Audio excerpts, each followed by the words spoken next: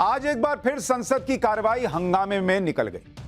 आज लोकसभा की कार्रवाई शुरू हुई तो कांग्रेस के सांसद वेल में आकर नारा लगाने लगे और राहुल गांधी को बोलने का मौका दो, ये नारे लगने लगे। दूसरी तरफ बीजेपी सांसदों ने राहुल गांधी से लंदन में दिए गए उनके बयान पर माफी की मांग के साथ नारेबाजी की। राज्यसभा में भी यही चला, कार्रवाई हो नहीं पाई। आज लोकसभा की कार्रवाई के दौरान कुछ ऐसा हुआ जिसे लेकर कांग्रेस ने सरकार को घेरा। कांग्रेस सांसदों ने आज लोकसभा के वेल में आकर नारेबाजी की और कांग्रेस सांसद राहुल जी को बोलने दो की नारेबाजी की। उस दौरान अचानक लोकसभा की कार्रवाई का ऑडियो आना बंद हो गया। इसे लेकर कांग्रेस ने आरोप लगाया कि संसद में विपक्ष की आवाज को ऐसे ही म्यूट किया जा रहा है। हालांकि सूत्र यह बता रहे हैं कि एक टेक्निकल गलती थी, ऐसा जानबूझकर नहीं किया गया। हर दिन सांसदों की नारेबाजी की फुटेज लाइव टेलीकास्ट होती है। कल ही राहुल गांधी ने लोकसभा स्पीकर से मिलकर लोकसभा में बोलने का वक्त मांगा था। राहुल गांधी ने कहा था कि उनके ऊपर जो आरोप लगे हैं उसका जवाब वो संसद में देंगे, लेकिन आज भी संसद के अंदर हंगामा ही होता रहा। राहुल गांधी तो नहीं बोल सके, लेकिन राहुल गांधी पर मचे हंगामे के जवाब में कांग्रेस प्रधानमंत्री मोदी के खिलाफ विशेषाधिकार हनन का नोटिस ले आई। मतलब राहुल गांधी जिन पर खुद ही विशेषाधिकार हनन का नोटिस चल रहा है, उस पर सुनवाई चल रही है, अब पीएम मोदी के खिलाफ कांग्रेस पार्टी विशेषाधिकार का हनन का नोटिस ले आई। कांग्रेस के सांसद हैं केसी वेणुगोपाल, उन्होंने पीएम मोदी के खिलाफ विशेषाधिकार हनन का प्रस्ताव आगे बढ़ाया। उन्होंने राज्यसभा के सभापति को नोटिस में आरोप लगाया कि पीएम नरेंद्र मोदी के राष्ट्रपति के अभिभाषण पर धन्यवाद प्रस्ताव के दौरान सोनिया गांधी और राहुल गांधी के खिलाफ अपमानजनक, मानहानि करने वाली भाषा का इस्तेमाल किया गया।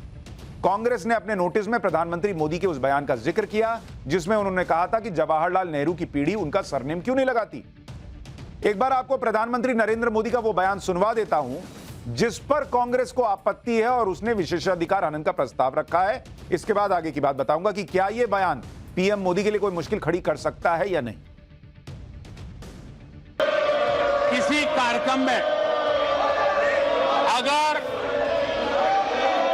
नेहरू जी के नाम का उल्लेख नहीं हुआ तो कुछ लोगों के बाल खड़े हो जाते हैं, उनका लहू एकदम गर्म हो जाता कि नेहरू जी का नाम क्यों नहीं दिया। आदरणीय सभापति जी, मैं बहुत आश्चर्य होता है कि चलो भाई हमसे कभी छूट जाता होगा नेहरू जी का नाम, और छूट जाता होता होगा हम ठीक भी कर लेंगे क्योंकि वो देश के पहले प्रधानमंत्री थे। लेकिन मुझे ये समझ नहीं आता है कि उनकी पीढ़ी का कोई व्यक्ति नेहरू सरनेम रखने से डरता क्यों है। क्या शर्मिंदगी है नेहरू सरनेम रखने से, क्या शर्मिंदगी है। इतना बड़ा महान व्यक्तित्व अगर आपको मंजूर नहीं है, परिवार को मंजूर नहीं है और हमारा हिसाब मांगते रहते हो। अब कांग्रेस पार्टी कह रही है कि इससे सोनिया गांधी, राहुल गांधी की मानहानि हो गई, उनका अपमान हो गया। भाई इसमें तो पहली बात तो जब सुनवाई के लिए मामला आएगा तो यह होगा कि भाई नरेंद्र मोदी ने सोनिया गांधी, राहुल गांधी का तो नाम ही नहीं लिया। उन्होंने कहा उनकी पीढ़ी में, और वो तो कह रहे हैं कि सरनेम क्यों नहीं लगाते, ये तो महान व्यक्ति थे नेहरू जी, इसमें अपमान कैसे हुआ।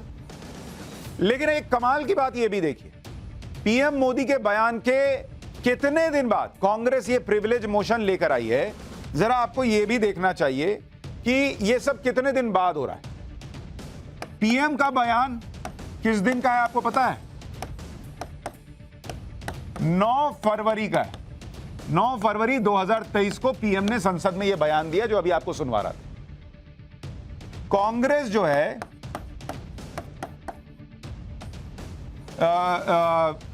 प्रस्ताव लाई विशेषाधिकार हनन का, वो लेकर आई है कब? वो आज लेकर आई है 17 मार्च को, 17 मार्च 2023। यानी कितने दिन बाद इस प्रस्ताव को लाया गया है? कितने दिन बाद? 37 दिन बाद कांग्रेस पार्टी को यह समझ में आया कि प्रधानमंत्री नरेंद्र मोदी ने तो उस दिन राहुल गांधी और सोनिया गांधी का अपमान कर दिया था। यह समझने में कांग्रेस को 37 दिन लग गए। सोनिया गांधी और राहुल गांधी की मानहानि हो गई, यह समझने में कांग्रेस पार्टी को 37 दिन लग गए। बीजेपी ने राहुल गांधी के खिलाफ जो विशेषाधिकार हनन का प्रस्ताव रखा था वो अगले दिन रख दिया था। कांग्रेस पार्टी को यह समझने में कि उनके बड़े बड़े नेताओं का अपमान कर दिया पीएम मोदी ने, इस पे तो विशेषाधिकार हनन का प्रस्ताव बनता है, 37 दिन लग गए। इतना स्लो तो अपने यहां इंटरनेट भी नहीं चलता भाई, जितना स्लो कांग्रेस पार्टी चल रही। बीजेपी भी राहुल गांधी के खिलाफ विशेषाधिकार हनन का नोटिस लाई थी। 7 फरवरी को राहुल गांधी ने लोकसभा में राष्ट्रपति के अभिभाषण पर धन्यवाद प्रस्ताव पर चर्चा के दौरान बिना सबूत दिए पीएम मोदी के खिलाफ आरोप लगाए थे।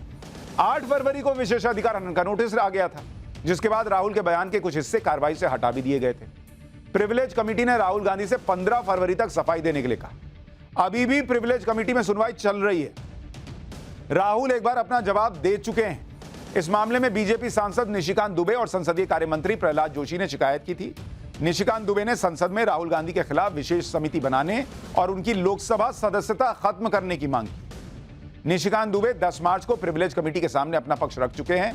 अगले हफ्ते प्रहलाद जोशी इस मामले में अपना बयान दे सकते हैं, जिसके बाद राहुल गांधी को फिर से बुलाया जा सकता है। तो मोटे तौर पर 37 दिन बाद अगर कांग्रेस पार्टी के किसी नेता को यह लगा कि प्रधानमंत्री के खिलाफ विशेषाधिकार हनन का प्रस्ताव बनता है, तो राजनीतिक हलकों में चर्चा इस बात को लेकर है कि ये राहुल गांधी पे जो प्रेशर बन रहा है कि वो माफी मांगे, जो उन्होंने विदेश में बयान दिया उसको लेकर, उसके काट के तौर पर इस्तेमाल किया गया। मतलब काउंटर अटैक कर रही है कांग्रेस पार्टी कि देखो हम तो पीएम को भी खींच के ले आए इसमें। लेकिन आज मैं आपको बताता हूं कि ये प्रिविलेज मोशन या विशेषाधिकार हनन का प्रस्ताव होता क्या है। यह आज आपको जानना चाहिए, डिटेल में समझना चाहिए। देखिए, जब भारत का संविधान अपनाया गया तो उसमें वी द पीपल लिखा गया, जिसका साफ मतलब था कि भारत के लोग ही सब कुछ हैं और वो जिन नेताओं को चुनकर संसद भेजते हैं वो सांसद संसद में लोगों की आवाज बनते हैं। और जनता की यह आवाज कोई दबा ना सके, इसके लिए सांसदों को कुछ विशेष अधिकार दिए गए। संविधान के तहत संसद के दोनों सदनों के सदस्यों को कुछ विशेष अधिकार मिलते हैं ताकि वो अपनी ड्यूटी को सही तरीके से निभा सके। संविधान के आर्टिकल 105 में इन विशेष अधिकारों का जिक्र किया गया है। गौर से सुनिए। संसद के नियमों का पालन करते हुए संसद के अंदर अपनी बात रखने की आजादी होगी सांसदों को। लेकिन ऐसा नहीं कि सांसद कुछ भी ऐसा बोल दें जिससे देश की शांति भंग हो, देश की प्रभुता, अखंडता या लोक व्यवस्था भंग हो, राष्ट्रों के साथ फ्रेंडली रिलेशनशिप खराब ना हो, किसी की मानहानि ना हो। यह सब ध्यान में रखना हो। सदन के अंदर कही गई बातों पर लीगल एक्शन नहीं होगा। यह भी सांसदों को एक सेफ्टी दी गई है कि आप संसद के अंदर जो वो कह रहे हैं उस पर कोई लीगल एक्शन नहीं हो सकता, अरेस्टिंग वगैरह नहीं हो सकती। बिना स्पीकर की अनुमति के किसी भी सदस्य की गिरफ्तारी नहीं होगी, यह भी प्रावधान किया गया। जैसे सदस्य के अधिकार होते हैं, सांसद के अधिकार होते हैं, वैसे ही संसद के भी कुछ विशेष अधिकार होते हैं। स्पीकर किसी भी समय पर किसी सांसद की तरफ से दिए गए बयान की जांच करा सकते हैं। अगर बयान सदन के नियमों के खिलाफ होते हैं तो स्पीकर सांसद के ऊपर एक्शन ले सकते हैं और एक्शन के तहत बयान को संसद की कार्रवाई यानी रिकॉर्ड से हटाया जा सकता है, जैसा कि राहुल गांधी के मामले में हुआ। किसी भी सदस्य को पूरे कार्यकाल के लिए सस्पेंड तक किया जा सकता है, उसकी सदस्यता रद्द हो सकती है। सदन की अवमानना होने पर किसी भी सदस्य को समन करने का अधिकार है स्पीकर के पास। यानी किसी सांसद के खिलाफ अगर मामले साबित हो जाएं, स्पीकर को लग जाए कि यहां यह विशेषाधिकार का हनन हुआ है, तो उसकी सदस्यता जा सकती है। यानी पीएम मोदी के खिलाफ जो विशेषाधिकार हनन का प्रस्ताव आया है, वो अगर ऐसा हो जाए कि भाई सही मान लिया जाए तो पीएम की सदस्यता जा सकती है, वो सांसद नहीं रहेंगे। यानी कुर्सी तक पर खतरा आ सकता है। लेकिन क्या ऐसा होगा, इस पर आगे आऊंगा। सांसदों को विशेष अधिकार या विशेष आजादी तो मिलती है, लेकिन हर अधिकार और आजादी के साथ कुछ जिम्मेदारियां भी जुड़ी होती। कोई भी सांसद बिना तथ्य के कोई भी आरोप नहीं लगा सकता, वो अपमानजनक भाषा नहीं बोल सकता। अगर कोई ऐसा करता है तो वो सांसदों के ब्रीच ऑफ प्रिविलेज या विशेषाधिकार हनन का दोषी माना जाएगा। दोषी साबित करने के लिए इसी विशेषाधिकार का इस्तेमाल कर प्रिविलेज मोशन लाया जाता है। मतलब आप कहते हैं कि देखिए इन्होंने ये जो हमको विशेष अधिकार मिला हुआ है इसका हनन कर दिया, इन पे एक्शन होना चाहिए। जैसे राहुल गांधी के मामले में कहा गया कि इन्होंने सबूत नहीं रखे, इन पर एक्शन लीजिए। लोकसभा की रूल बुक के चैप्टर 20 का रूल नंबर 222, यानी अगर आप लोकसभा में देखेंगे, ये सब डिटेलिंग में जाइएगा तब ना अगली बार आपको कोई बताएगा प्रिविलेज मोशन आया तो दिमाग की बत्ती भौंक से जल जाएगी। अच्छा ये हुआ है। इसमें चैप्टर नंबर 20 है, रूल नंबर 222, ये लोकसभा के लिए। और राज्यसभा के लिए क्या है? राज्यसभा के लिए है चैप्टर नंबर 16 और रूल नंबर है 187। ये दोनों रूल कौन से हैं? ये दोनों जो हैं प्रिविलेज मोशन यानी विशेषाधिकार हनन से जुड़े हुए नियम। लोकसभा में चैप्टर 20 रूल 222, राज्यसभा में चैप्टर 16 रूल 187। अब इसमें है क्या?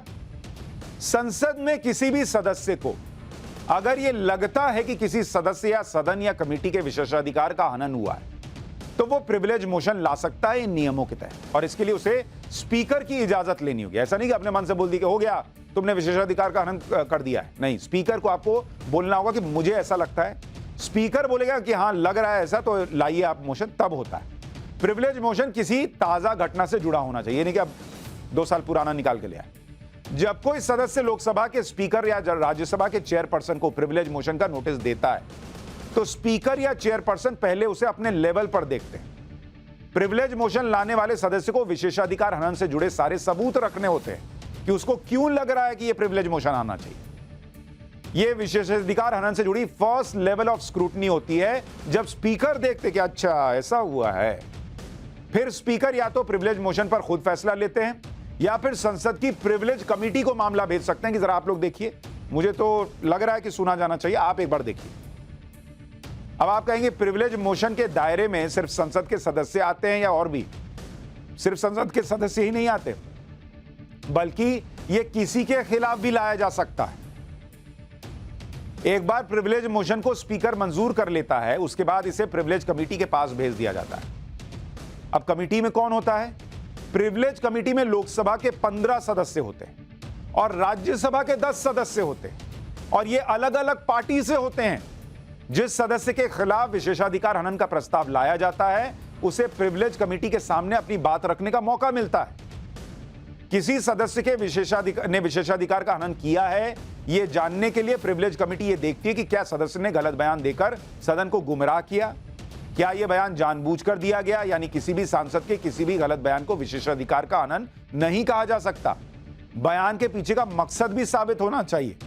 गलती से दिया गया कोई बयान विशेषाधिकार हनन की कैटेगरी में नहीं आता। अगर प्रिविलेज कमेटी किसी सांसद को विशेषाधिकार हनन का दोषी पाती है तो सदस्य को इसके लिए पहले तो चेतावनी दी जा सकती है। होता क्या क्या है, अगर आप प्रिविलेज मोशन आया और इसके दोषी हुए, दोषी होने पर क्या क्या होता है जो प्रिविलेज मोशन का, मान लीजिए अभी राहुल गांधी हो जाए तो क्या होगा? तो एक तो पहले चेतावनी दी जा सकती है कि बॉस आइंदा से ऐसा मत कीजिएगा। तो एक तो ये होता है। इतना ही नहीं, सस्पेंड भी किया जा सकता है कि बॉस आप कुछ दिन घर बैठिए, सोचिए कि आप संसद में कर क्या रहे हैं। तीसरा, माफी के लिए कहा जा सकता है कि माफी मांग लीजिए। अगर कोई ऐसा व्यक्ति विशेषाधिकार हनन का दोषी पाया गया जो सदन का सदस्य नहीं है तो उस मामले में क्या होता है? भाई ये जो संसद के अंदर है उनमें अरेस्ट होने का तो प्रावधान है नहीं, तो वो यही होता है, चेतावनी दीजिए, सस्पेंड दीजिए, माफी कर मांग लीजिए। जो बाहर का है उसको गिरफ्तार भी किया जा सकता है, क्योंकि उसको गिरफ्तारी के लिए छूट तो मिली नहीं है कि गिरफ्तारी नहीं होगी, तो उसको समन किया जा सकता है, गिरफ्तारी हो सकती है। अब प्रधानमंत्री नरेंद्र मोदी के खिलाफ मामला बनता है या नहीं बनता, पहले तो ये स्पीकर तय करेंगे, या राज्यसभा में दिया गया है तो वहां पर तय होगा कि भाई क्या यह मामला बनता है या नहीं। और पहली नजर में जब आप जानकारों से, कुछ लोगों से मैंने पूछा कि क्या आपको लगता है पीएम ने जो कहा उस पर प्रिविलेज मोशन बनता है। तो कईयों ने कहा कि चूंकि उन्होंने सोनिया गांधी, राहुल गांधी का नाम तो लिया नहीं, उन्होंने सिर्फ इतना पूछा कि आप क्यों नहीं लगाते सर ने, तो क्या इससे मानहानि हो गई? क्या इससे उनका जो अपमान हो गया? अब इस पर राज्यसभा में तय होगा और उसके बाद बहुत लोगों को लगता है कि बनता नहीं है, कईयों को लगता है कि हाँ हो सकता है, आगे पता चल जाएगा। लेकिन आप आजाद भारत के पहले प्रिविलेज मोशन की कहानी भी आज आपको बताता हूं। बात 1961 की है, जब ब्लिट्ज नाम के एक खोजी अखबार के एडिटर आर.के. करंजिया के ऊपर विशेषाधिकार हनन का मामला चला था। उनका दोष यह था कि उन्होंने एक आर्टिकल में नेहरू के करीबी और तत्कालीन डिफेंस मिनिस्टर वी.के. मेनन और कांग्रेस के पूर्व अध्यक्ष जे.बी. कृपलानी के खिलाफ आर्टिकल लिख दिया था। उन्हें प्रिविलेज कमेटी की तरफ से फटकार लगाई गई थी और उनके अखबार के रिपोर्टर का संसद गैलरी पास छीन लिया गया था। अब आपको 1976 का एक किस्सा बताता हूं जो आज के संदर्भ में बहुत इंपॉर्टेंट है। 1976 में सुब्रमण्यन स्वामी को विशेषाधिकार हनन का दोषी पाया गया था और उनके दोषी होने के पीछे की अहम वजह विदेशी पब्लिकेशन और न्यूज चैनल्स को दिए गए इंटरव्यू थे, जिसमें उन्होंने देश के खिलाफ बातें कही थी। मामले की जांच के लिए गठित संसदीय कमेटी की रिपोर्ट में कड़े शब्दों में लिखा गया कि विदेशी दौरों के दौरान सुब्रमण्यन स्वामी एंटी इंडिया एलिमेंट की तरह बर्ताव कर रहे थे। उन्होंने कई विदेशी अखबारों और न्यूज चैनल्स में भारत विरोधी बातें कही थी। जैसे आरोप आज की डेट में राहुल गांधी पे लग रहे हैं, उस जमाने में लगे थे सुब्रमण्यन स्वामी में और उन पर कार्रवाई हो गई थी। यह संसद का पहला ऐसा केस है, इसे नोट करना चाहिए कि स्वामी को अपने एंटी इंडिया एक्टिविटी पर नाम मात्र का भी पछतावा नहीं है। ये समिति बोल रही है। ये वो हरकतें हैं जिसे किसी भी सांसद को नहीं अपनाना चाहिए। इस कड़ी टिप्पणी के साथ ही कमेटी ने राज्यसभा से सुब्रमण्यन स्वामी को निष्कासित कर दिया था।